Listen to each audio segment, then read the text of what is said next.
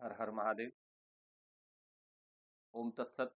न्यास पारमार्थिक संस्था के द्वारा हम प्रतिदिन आपको नित्य कर्म, नैमित्तिक कर्म एवं काम्य कर्म के लिए जानकारी दे रहे हैं।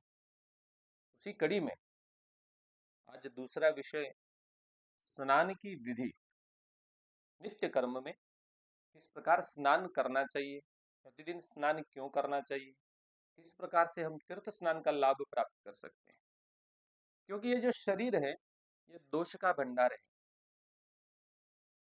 शयन करने से, मलमूत्र के स्पर्श करने से, अन्य जो अव्यवस्थाएं हैं उनके कारण शरीर में अशुद्धि आ जाती है। अशुद्धि के साथ निदान नहीं किया जाए तो रोग उत्पन्न हो जाते हैं। इसलिए शरीर की शुद्धि सबसे जरूरी है। शरीर माध्यम खलु धर्म साधनम।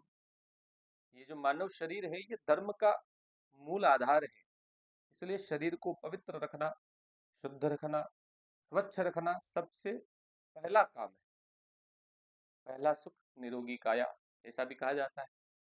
यदि शरीर स्वच्छ होगा तो शरीर स्वस्थ होगा, निरोग होगा, तो हम धर्म का, पुण्य का, जीवन के जो नित्य हमारे कर्म हैं, दैनंदिन कार्य हैं, उन समस्त जिम्मेदारियों को आराम से कर पाएंगे। पवित्रता के लिए सबसे पहली वस्तु शरीर को स्नान स्नान करना सबसे जरूरी है, नहाना सबसे जरूरी है। क्योंकि स्वच्छता की, शुद्धता की, आरोग्यता की पहली सीढ़ी है स्नान।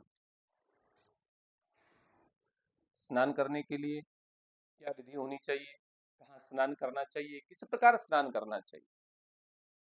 स्नान के लिए यदि कोई तीर्थ हो, वहां स्नान करें, बड़ा उत्तम है।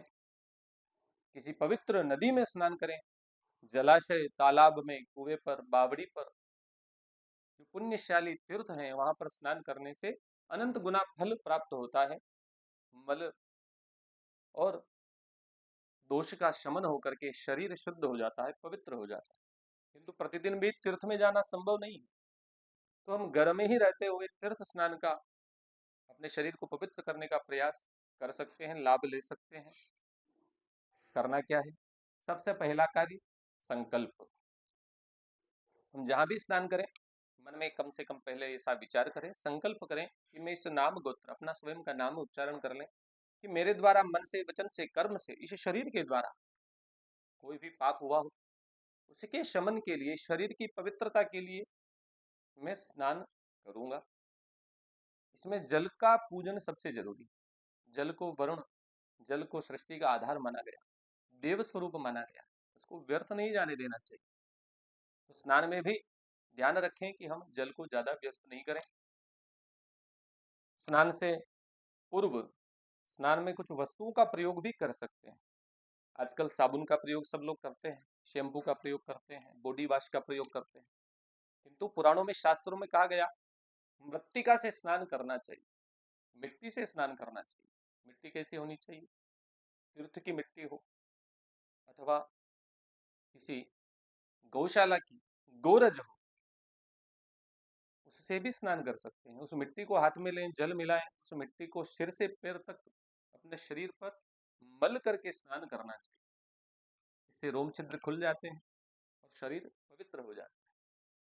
इसके साथ ही भस्म से भी स्नान करने का नियम शास्त्रों में कहा गया। भस्म भी दो प्रकार की हो सकती है।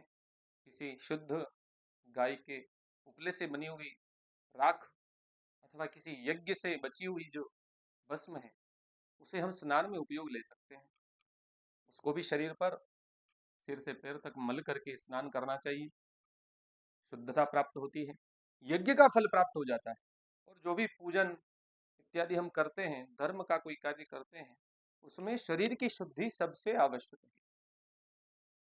अभी कोई यज्ञ इत्यादि हो, धार्मिक क्रियाकलाप हो, पूजन पाठ से संबंधित आयोजन हो, तो उसमें सबसे पहले हेमाद्रि करवाई जाती है, प्रायश्चित करवाया जाता है। उसके बाद शरीर की शुद्धि के लिए 10 प्रकार से वस्तुओं से 10 विध स्नान करवाए जाते हैं। यह वैदिक प्रक्रिया है। प्रतिदिन 10 विध स्नान इत्यादि करना समय की अनुकूलता से शोभा नहीं देता।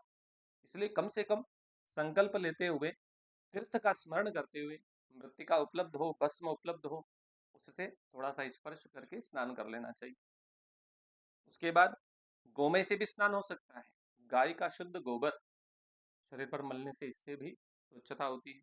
पंचगव्य, गाय का गोबर, गाय का गौमूत्र, गाय का दूध, गाय का दही और गाय का ही घी, इन 5 चीजों का मिश्रण ये पंचगव्य कहा जाता है।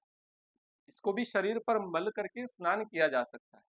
ये सब शास्त्रीय साबुन है जो हमारी परंपरा में कहे गए शरीर की शुद्धि के लिए। इसके बाद जल से स्नान करना है।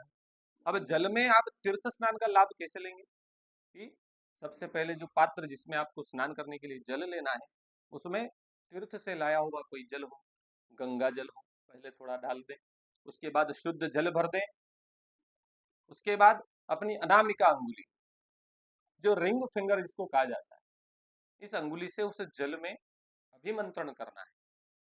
ओम जिस प्रकार हम लिखते हैं उस अनामिका अंगुली से जल में ओम का प्रतीक बना देने। ओम बोलते हुए इष्ट देवता का स्मरण करते हुए उस जल को अभिमंत्रित करेंगे, प्रणाम करेंगे। ओम पुष्कराध्यानि तीर्थानि गंगाध्य सरितस्तथा आगच्छन्तु पवित्राणि स्नान काले सदा मम। सब तीर्थ देवताओं को, सभी नदियों को प्रणाम करते हुए उसके बाद वरुण भगवान को प्रणाम करेंगे और फिर उसके बाद उस जल से हमें स्नान करना चाहिए। स्नान से पूर्व और भी कुल्ला कर लेना चाहिए, आचमन भी कर लेना चाहिए और शरीर पर सभी अंगों को अच्छा स्वच्छ रखते हुए स्नान करना चाहिए। स्नान करते हुए अपने इष्ट मंत्र का स्मरण करना चाहिए, प्रभु का स्मरण करना चाहिए। इससे हमारा शरीर पवित्र होगा।